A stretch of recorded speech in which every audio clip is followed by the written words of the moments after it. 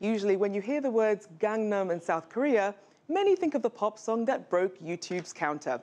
Well, Korean rapper Psy helped shine a spotlight on Seoul's Gangnam district. But the affluent area is also home to a thriving startup community. Nestled in the heart of Gangnam is D.Camp, a startup hub founded by a group of some of the country's biggest banks, aimed at nurturing talent and innovation. We asked D.Camp's managing director what makes South Korea the next startup hotspot.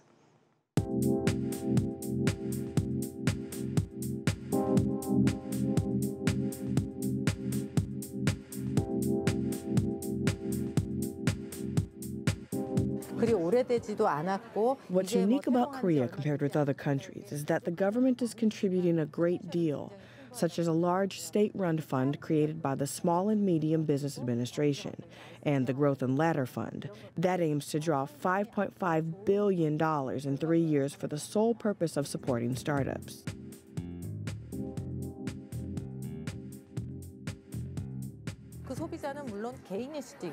That customer can, of course, be an individual, an organization, or a government sector like education. In the past, they may have been disregarded as areas for startups.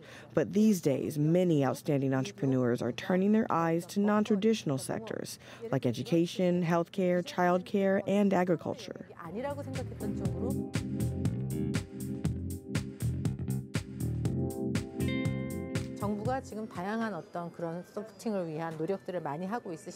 The government is taking various initiatives to support startups, but for these efforts to materialize, they should see themselves as partners to bring energy of innovation from startups and to realize that their businesses can develop by working together with startups.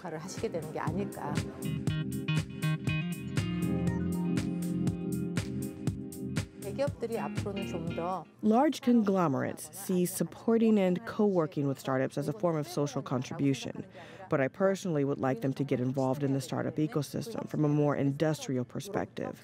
They should see themselves as partners to bring energy of innovation from startups and to realize that their businesses can develop by working together with startups.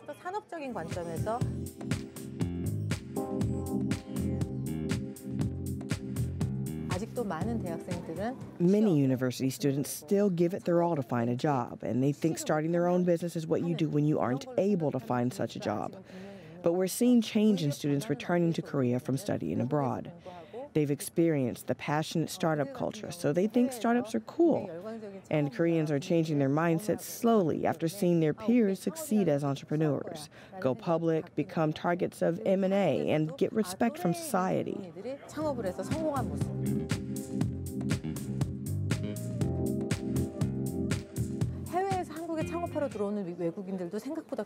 There are more foreigners who come to Korea to start their businesses than you'd imagine.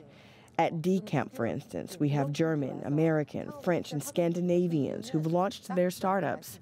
They're here for two clear prime reasons: great talent and great IT infrastructure.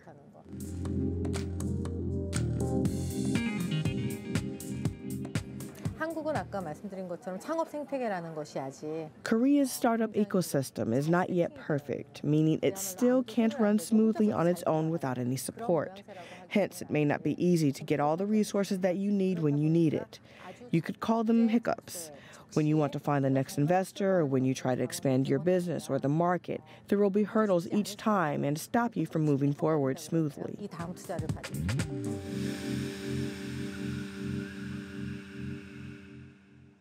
Well, Starting Block is always on the lookout for startups making a big difference. We'd love to hear about yours. Pitch us on why your startup should be featured. Follow us on Facebook and Twitter for details, or email us at startingblock@cctv-america.com.